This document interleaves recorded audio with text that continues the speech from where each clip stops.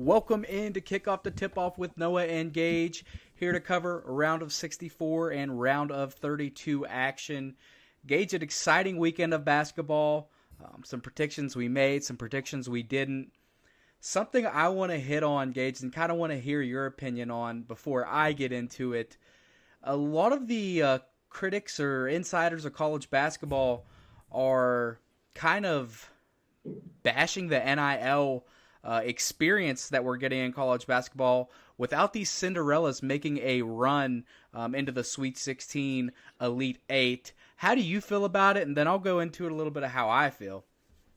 Yeah, I mean, this has been obviously you and I both know from just betting on this March Madness, right? One of the most chalkiest and predictable March Madnesses we've had in recent years. Really no, quote unquote bracket busters in that first round, no 15 seed success, no 14 seed success. So like the higher seeds were really kind of irrelevant in this March Madness. Obviously, you had McNeese, a 12 seed win, but I think back to this, right? You look at the SEC as we sit here in the Sweet 16, right? 7 teams from the SEC. That's not by mistake. We're talking about, NIL money, being able to pay coaches, pay players, the era of NCAA we've entered. You look at the success that Big Ten had in this tournament so far, and they obviously, a couple matchups like Kentucky beat Illinois, but even before that, I believe a couple of teams ran into maybe some ACC or Big Ten teams. Sure, when we kind of recap it, we'll run into one. But I just think this is kind of reality now. I think the March Madness era of the FAU and some of these fun Cinderella teams we've kind of grew up.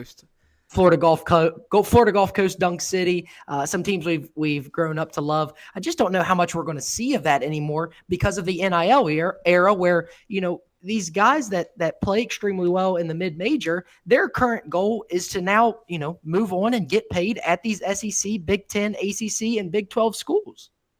Yeah, and I mean, I agree with every take you have there. Something you and I went back and forth on was these 12-5 games. A lot of the teams, I'm thinking because it's so chalky, I'm kind of more like, okay, let's hammer the 5 here. You were more of the 12 seed favor, which ended up being favorable for us outside of that Liberty-Oregon game. I understand people's, the upset of not getting upsets, right? Of not seeing that Loyola Chicago, the Florida Gulf Coast, like we mentioned, not seeing those teams go deep. But if you look into the bigger realm of college basketball this season, there have been dominant teams. Duke, Auburn, Alabama, Florida, Houston, Texas Tech, right? These teams are dominating teams that we haven't saw in the recent past there with some 16 seeds, 2 seeds, and 3 seeds going down to these round of 64, round of 32. What I thought you saw this year was maybe less mid-tier teams or more mid-tier teams and a little bit more of that top 1 through 8 solidified 1 through 8 seeds or even the first top 3 seeds being elite, right? So you're not going to see, like the first game, Duke, Mount St. Mary's.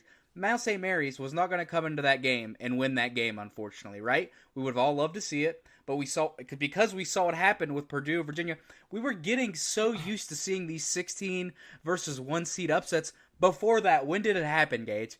When did it happen before that? I don't think it had happened before Purdue. Was Purdue the first 1 seed to go down? I believe that is, or Virginia?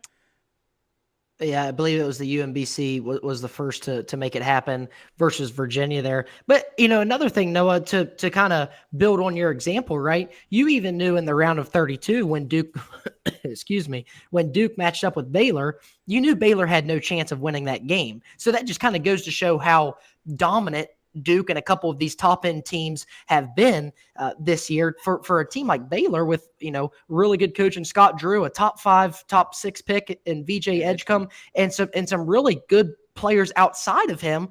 I mean, you're looking at a game where Duke opened up as like 12.5-point favorite. So it just kind of speaks on the volume of it this year. No, exactly. And with those teams being like this weekend was the easiest money I've ever made.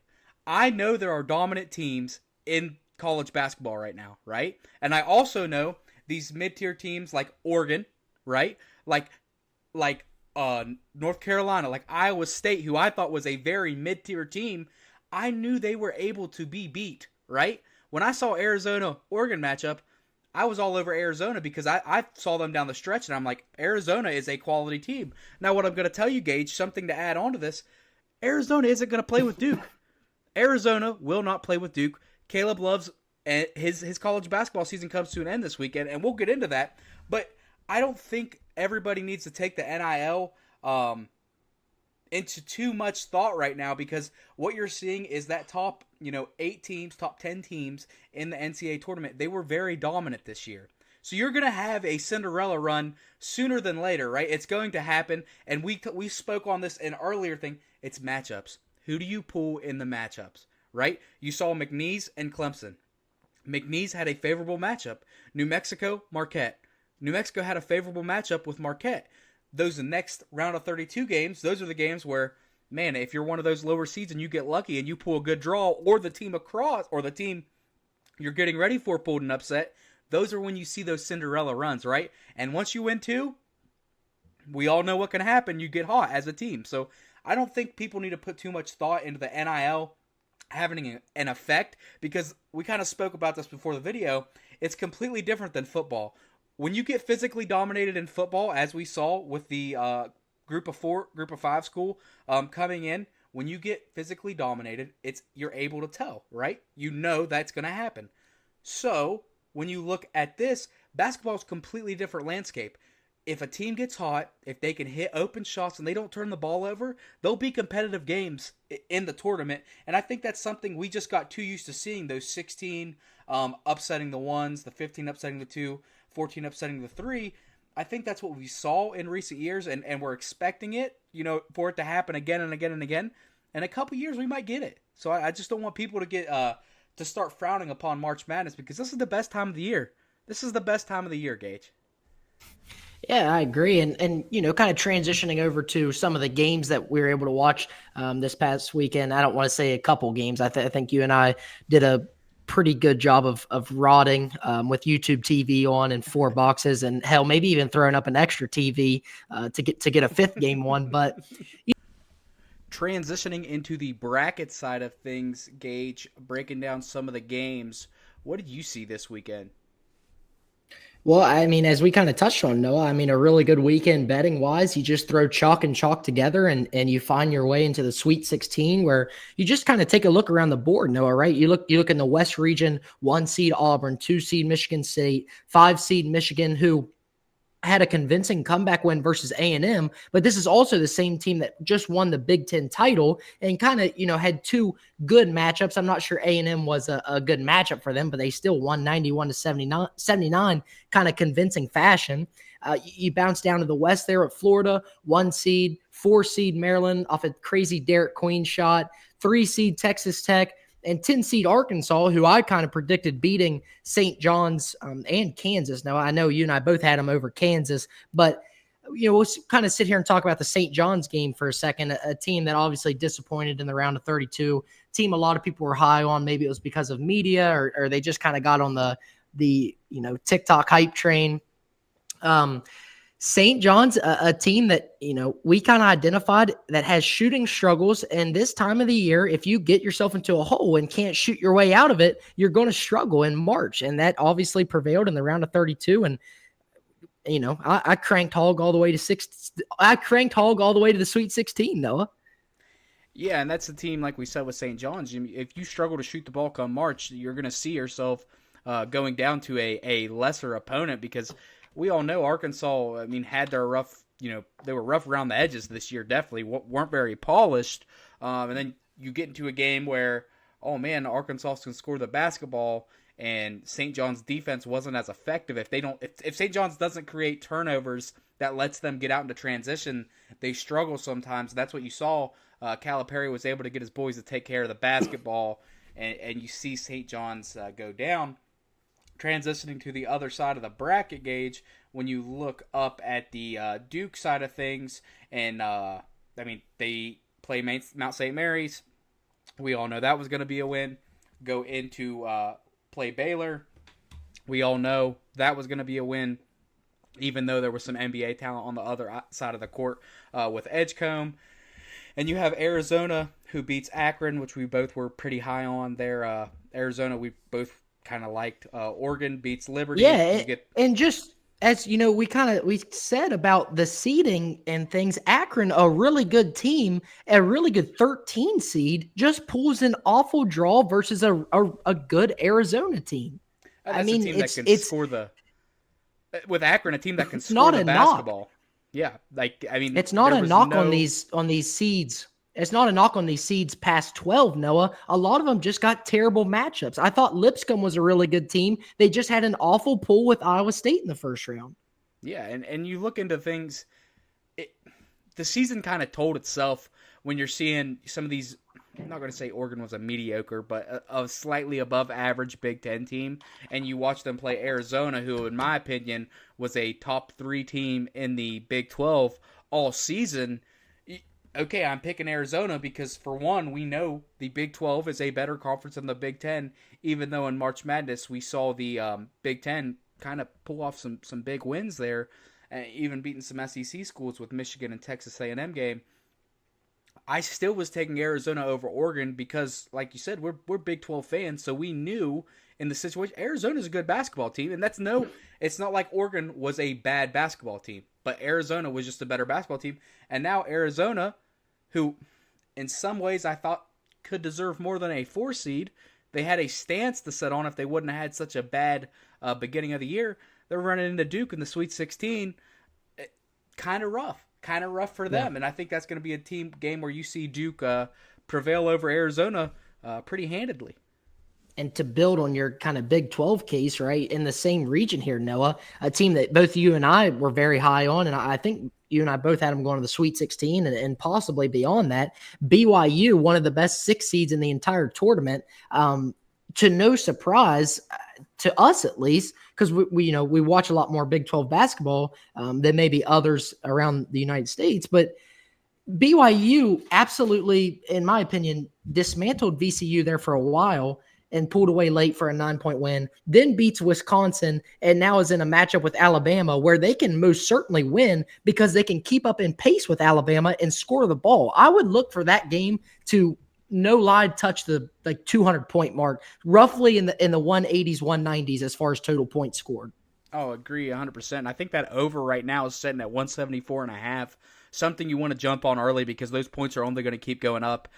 It opened at 173.5. It's already up to 175.5. Probably playable, honestly, up to 178.5 because I definitely think both teams reach 80 in that for sure. Oh, you're looking at two teams that score the basketball, but not only score the basketball, play at a high pace, right? So even though they are very efficient on offense, both teams get up and down the floor. So you're going to see maybe, outside of a regular, you might see 30 more shot attempts in this game just because of the pace they're willing to play at. And both teams aren't going to back down. BYU's not going to come in and say, we don't have the athletes to run with Alabama. And Alabama's sure as hell not going to look at BYU and say, hey, that we can't run with BYU. So you're going to see two teams that want at a high pace get out and run. I mean, you're going to see a very high-scoring ball game there. I wouldn't play that game because you and I are both high on BYU. Just for betting info, I wouldn't play that game, money line and or spread, but I would take the over in that game, like you said, all the way up to 178.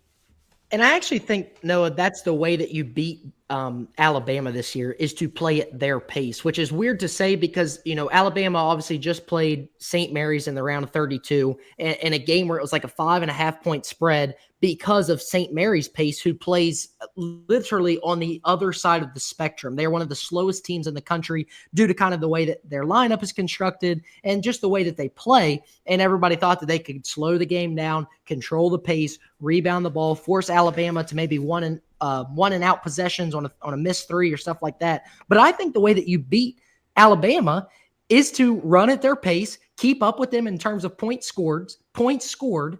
Obviously, that's cliche to say, but if you can manage and keep pace with them, then it becomes a shootout and you give yourself a chance to win. Yeah, and if you try to go against Alabama's pace, there'll be a 5-minute stretch where they score 20 points and you score 4 points. That's the problem. If you try and slow down the game and you have a couple bad possessions, a couple bad possessions, a couple turnovers, and they get down the floor and hit a couple threes, a lead that Alabama might have on you that just say 3 points stretches to 13, 14 very, very quickly. They shoot the three ball at a high percentage, but something you have to key on is BYU shoots the three ball at a high percentage, also allowing for those points to go up and up and up. You might see, I mean, between the two teams, you might see 53-point attempts in the game. It'll be very Celtic-like basketball here on a Sweet 16 game this weekend. So I think that'll be a very fun game to watch. And actually, that's the most intriguing game to me this weekend, just because of the pace, the score, and I think those are two very solid basketball teams. Transitioning down to the Midwest, the chalk of chalk, the region that paid the bills this past weekend. Your Sweet 16 teams coming out of this: 1 seed Houston, 2 seed Tennessee, 3 seed Kentucky, and 4 seed Purdue. Noah, I mean, that was obviously just a fun region to watch. The only upset in the entire region was McNeese, which was pretty predictable. In my opinion, it was kind of 50-50 once the Will Wade news broke. You were kind of worried about how his team would respond, but you respond with a pretty dominant win. Clemson pushed the note there in the second half and ultimately made it a 2-point game. I think McNeese kind of got a little too high horse and laid off a little bit. Clemson made it a really close game. And additionally, I think it hurt McNeese in the sense Purdue and High Point stayed in that game with Purdue, so I think Purdue came out and knew they had to take care of business because they understood McNeese was a better team than High Point. So when you come out and you get scared there in that first round, you know the second round you have to come out. But another chalk right here in that Houston-Purdue game, in no world am I taking Purdue over Houston this year. Purdue has been up and down, up and down. Houston has 2 dominant bigs that absolutely crash the glass. Purdue struggles with good bigs that are very active on the glass. You saw it all. I saw it all year. I've watched a lot of Big Ten basketball this year, which was kind of, you always thought was very funny that I was a Big Ten basketball believer. But it was a good brand this year, in my opinion. Very good brand of basketball. So I would still take Houston. I'd take Houston minus 12.5, actually. The line's setting at minus 7.5. I'd give them 5 more points because of the pace. They're not going to be able to keep up with what Houston's going to be able to do there. And then you roll into that bottom game with Kentucky and Tennessee. You saw a very good matchup in Illinois and Kentucky. That was a great game to watch. And then you look at Tennessee going through Wofford and then UCLA. UCLA played some good basketball too, but in the end, those two, if you stuck to the favored team, you got that Kentucky-Tennessee matchup. Very interesting because Kentucky is 2-0 against Tennessee this season. It's hard to beat a team. I think Rick Barnes gets one here, Noah. I will be betting Tennessee, probably lay the points with 4.5. I think Rick Barnes finds a way, beat Kentucky, and move on to the Elite Eight. That's my opinion. So, question here, Gage. We have ran through a lot of these games here. Let's just look matchup by matchup. I'm gonna see who you like. I'll go behind you. We'll just go one at a time. We'll just predict these Sweet 16 teams. Won't go any farther than that because we'll do another video for the Elite Eight and stuff. So, absolutely, I start up here. Let's bump out the Elite Eight, Gage, because those are going to be Thursday, Friday, Saturday, Sunday games. So let's go ahead and bump them out if you don't care. If you don't care to, okay. We might be able to catch a video in that time, but just in case. I'll go ahead and label the first one here to you. Florida, Maryland. Who do you like in that matchup? Florida. They are my national championship pick in the world full of chalk that we live in. I'm taking the SEC champion and a team who had a scare versus UConn. Just think the overall scoring and just guard play will kind of outduel Derek Queen in Maryland. Obviously coming off an emotional win there over Colorado State. So I would take Florida in that. Staying in that, Noah, this is the crank hog. This is where it ends. Texas Tech will shoot the lights out versus Arkansas, in my opinion, and their lack of depth will show, which would give me an Elite Eight of Florida and Texas Tech. And as I just said, give me Florida, give me the Swamp, my national championship pick. So staying down there, Noah, in the Midwest, give me Houston over Purdue for the same reasons that you said. And then I just said Tennessee. I trust Rick Barnes, so that would give me a 1-2 Houston versus Tennessee there. And then up in the East, I mean, give me Duke. And then this is where I guess, Noah, kind of after we just talked about it, for the fun and realistic pick, give me BYU in a shootout here. I just, if the Grant Nelson injury still kind of lingers, BYU, Richie Saunders, and a couple other playmakers, I think they just, that's your upset in the Sweet 16, most likely, in my opinion. And the second one over here in the the South region, though, the last one, a sneaky upset, Chris Beard and Ole Miss. Give me Ole Miss. I'm not very high on Michigan State. I actually bet New Mexico to beat them in the round of 32. So give me Ole Miss, and then I will take Auburn over Michigan. Yeah, I like those picks, Gage, and we're gonna have I think we're gonna have an identical Elite Eight. I won't even get into it too much. I'll go into some of the games there. Auburn over Michigan. Michigan's been inconsistent. They're hot right now, I would say, but you just saw them in a 3-point scare against UC San Diego. I think Auburn is 5 times the team that UC San Diego is. Texas A&M didn't play their best basketball against Michigan, and Michigan squeaks by there with a 12-point victory. Rolling into next, I do love Ole Miss over Michigan State because Ole Miss is hot. I trust Chris Beard. He's been there. Michigan State scares me because at times they are very streaky and they struggle to put the ball in the basket. Ole Miss has not had those problems. They win by 7 against North Carolina, against the Hawk, coming off a very big win for them. They beat North Carolina, and then they handle business against Iowa State, which we both thought was a little overrated coming into the tournament. But I do like Ole Miss to win that game. Rolling into next, Florida, Maryland. You saw Maryland. Actually, just a little West Virginia insider in me would love for the Morgantown Mountaineers to go ahead and try and poach that Maryland coach across the border to West Virginia, but I do see they get an exit in the Sweet 16. Florida's going to be unstoppable in that matchup, and then, like you said, Calipari, his run is over. Texas Tech is going to be too much for them. I do like Tennessee in this matchup against Kentucky. I don't think a team in basketball, it is very hard to beat a team 3 times. Tennessee's defense is going to prevail, and their big scorer, I can't even think of the last name. I want Igor. To say, right. Yeah, Igor. Yeah, I think that's the name I'm thinking of there. He has been hot in the tournament. Rolling up, like I said, Houston all day over Purdue. And then I'm actually going to go opposite of Alabama over BYU. Then rolling up to the top again, I like Auburn over Ole Miss. I like Texas Tech over Florida. Sorry, Gage, but they were my pick, and I'm sticking with them. I've saw a lot out of them this week, these past 2 weeks, so I just like the way that rolls. In the Midwest, I like Houston over Tennessee. I think Houston's just playing a good brand of basketball right now, and I like Duke over Alabama. I'm a big fan. I mean, he kind of finished it off there, taking it down there to the Final Four. So, yeah, I kind of agree with you a lot of the ways. I think really the only place where you and I dispute each other is Texas Tech versus Florida, which will be a hell of a game if it does come to that. And I do hope, because that would probably be game of the tournament, in my opinion. Yeah, man. I mean, just, not really an exciting, video to recap these games, because you just didn't have the big brand or the on brand upsets of your 15s and 14s. But before we kind of end this video, Noah, do obviously want to highlight some of the teams that were able to pull it off, and a couple that we predicted and maybe a couple we didn't. Right, starting off, and won't spend much time on this. We'll wrap this one up. So New Mexico over Marquette, you and I both had that.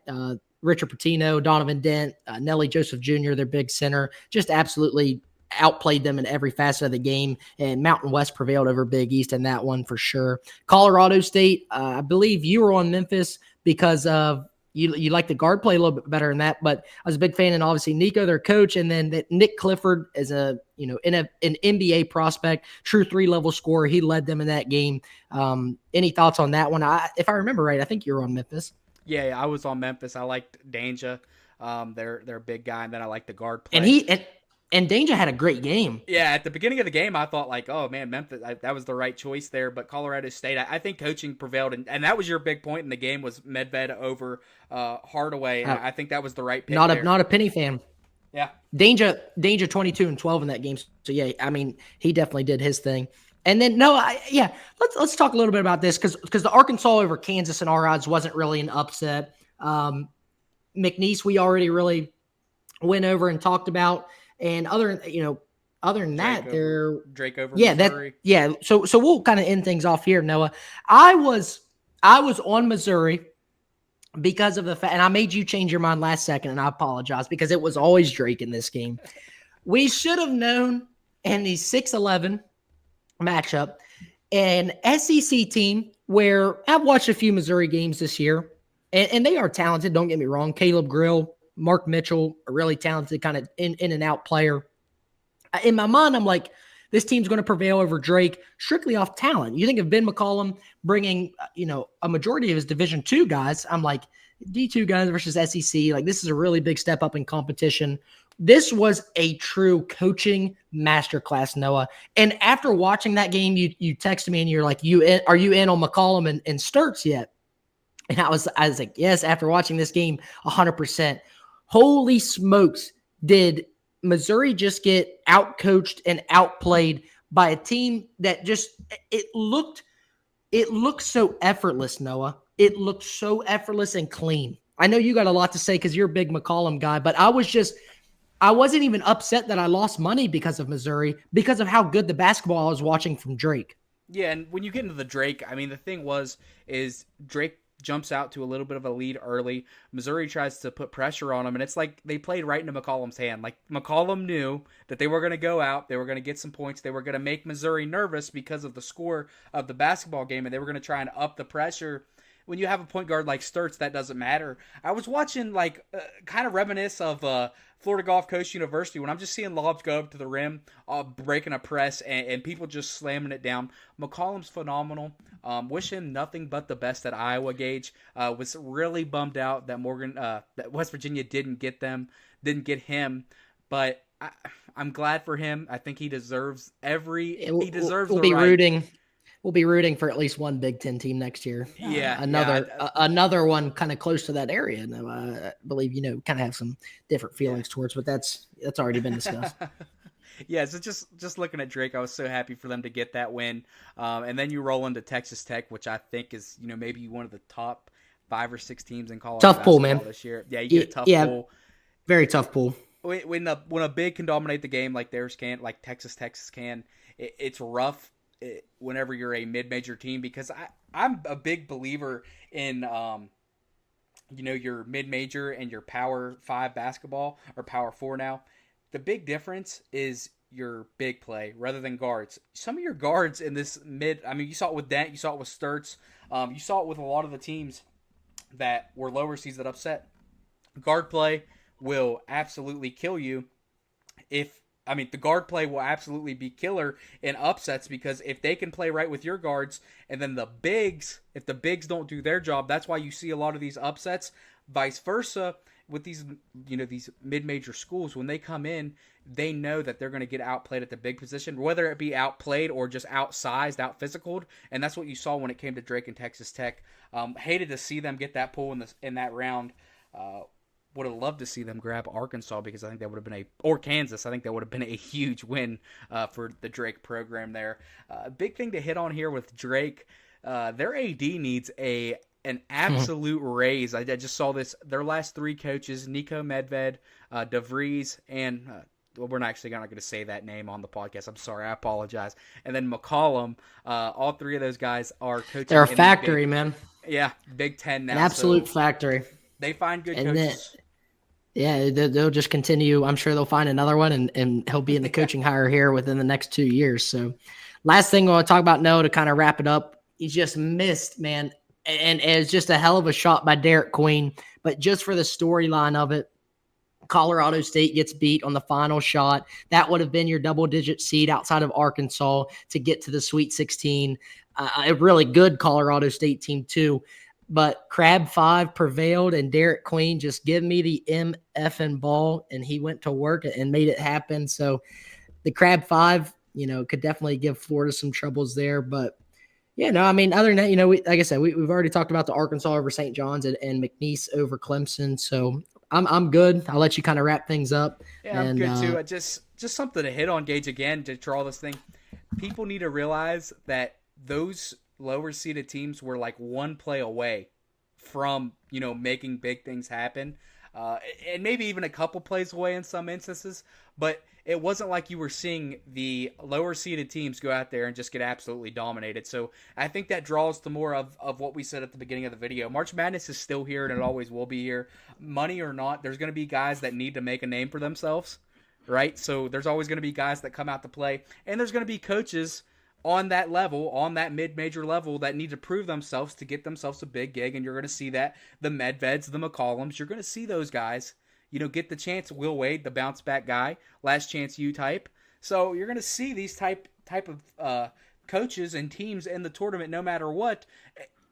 I don't think we need to, sell out on March Madness and think that it's all gone, because it's not. It's far from it. Yeah, ultimately, that's one of my favorite parts of the year is seeing these mid-major teams come in with just a better coach and a better core as far as culture and some other things, walk in and beat some of these big-name schools. That's obviously what makes March so great. So, guys, as always, man, appreciate you.